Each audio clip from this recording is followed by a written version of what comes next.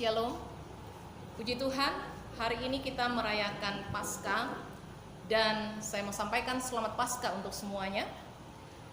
Kita merayakan Paskah di tengah-tengah keadaan yang menjadi sebuah pergumulan bagi kita semuanya, tapi kasih Kristus tetap ada dan menyertai saudara dan saya.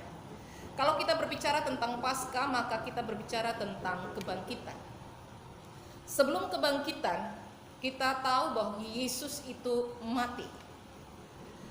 Kematian tanpa kebangkitan itu adalah sia-sia.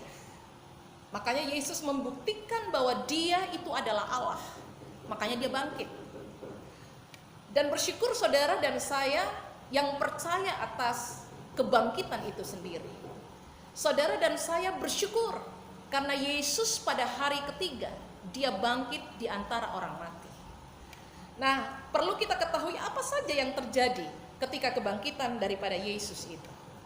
Saudara, dalam Markus pada pasal yang ke-16, ayat yang pertama sampai di keempat, di situ dikatakan pagi-pagi benar Maria Magdalena beserta dengan seluruh teman-temannya dia datang kepada kuburan Yesus.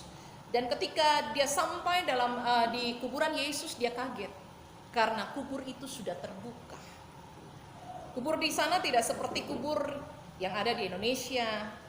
Kubur di sana ada batu yang besar menutupi kuburan-kuburan itu. Dan saudara tahu bahwa kubur daripada Yesus itu sudah terguling, sudah dipindahkan. Batu yang menghalangi atau yang menutupi kubur itu bukan batu biasa, Bapak Ibu. Bukan batu yang kecil yang bisa mungkin satu orang angkat, tetapi batu yang besar, batu yang sangat besar, itu digunakan untuk menutup kuburan daripada Yesus. Nah, kalau kita berbicara tentang Paskah, maka kita berbicara tentang 3 hal. Yang pertama, kita berbicara tentang batu yang terguling itu. Batu yang terguling itu, Bapak Ibu, itu melambangkan dosa akibat perbuatan-perbuatan kita. Dosa yang sudah saudara lakukan baik sengaja maupun tidak sengaja, bahkan saya lakukan. Dosa yang kita lakukan itu melambangkan batu itu. Dan waktu Yesus bangkit, Dia menggulingkan batu itu. Dia menggulingkan setiap dosa kita, setiap kesalahan kita, supaya kemenangan menjadi milik kita, supaya kita hidup kembali di dalam Kristus Yesus itu. Makanya saudara, di dalam Efesus pada pasal yang ke-2 ayat 4-6 dia bilang begini, tetapi Allah yang kaya dengan rahmat oleh karena kasih-Nya yang besar yang dilimpahkannya kepada kita telah menghidupkan kita bersama-sama dengan Kristus, sekalipun kita telah mati oleh kesalahan-kesalahan kita. Oleh kasih karunia kamu diselamatkan, dan di dalam Kristus Yesus telah membangkitkan kita juga dan memberikan tempat bersama-sama dengan Dia di surga. Bapak Ibu perhatikan bahwa benar-benar kebangkitan Yesus ketika Yesus menggulingkan batu-batu itu. Yang tadi kita hidup di dalam dosa, yang tadi kita hidup di dalam hal-hal yang tidak benar, dalam hal-hal yang tidak diinginkan oleh Allah, itu sudah digulingkan. Ya. Dan dengan pertolongan daripada Roh Kudus, kita memiliki pengharapan yang kuat di dalam Yesus itu sendiri. Yang kedua, kita berbicara tentang Paskah, maka kita berbicara tentang kemenangan yang universal. Kemenangan yang menyeluruh bagi kita semuanya.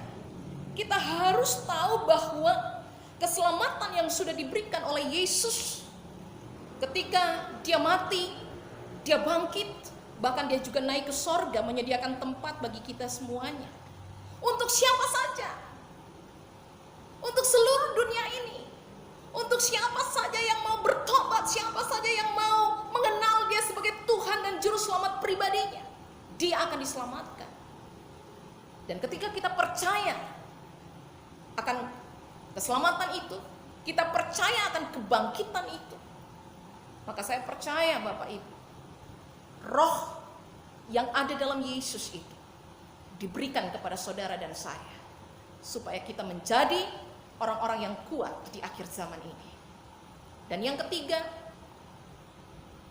kemenangan yang khusus, kemenangan yang sempurna itu diberikan bagi saudara, diberikan bagi saya, ya.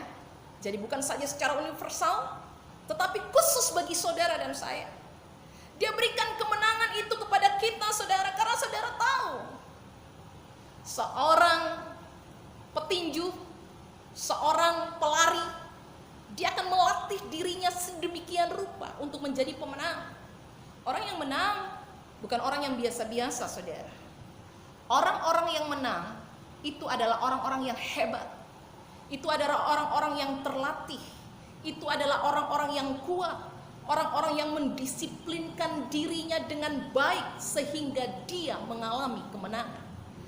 Kebangkitan Yesus juga memberi kemenangan yang sama bagi kita. Kepada pribadi-pribadi kita, dia memberikan kemenangan itu di atas kita. Artinya bahwa ketika kita percaya bahwa Yesus menang atas maut, maka kemenangan diberikan kepada saudara. Saudara harus menjadi orang yang kuat. Saudara harus menjadi orang yang terlatih. Saudara harus menjadi orang yang mendisiplinkan diri. Karena apa Bapak Ibu? Untuk menghadapi akhir zaman ini, untuk menghadapi keadaan situasi seperti ini, dalam dunia ini, dalam lingkungan kita sekalipun Bapak Ibu, kita butuh orang-orang yang kuat. Karena orang-orang yang kuat, mereka akan bertahan sampai akhir. Mereka akan beruntung, mereka akan tetap ada. Dan saya percaya kekuatan Allah diberikan kepada saudara dan saya. Yakinlah, kebangkitan Kristus membuat saudara dan saya akan semakin kuat. Dan saya percaya ketika kita berdoa, ketika kita menyembah Tuhan, di mana saja kita berada, karena kebangkitannya memberikan kemenangan secara universal, bahkan secara pribadi dalam hidup saudara dan saya. Tuhan Yesus memberkati Bapak Ibu semuanya. Shalom.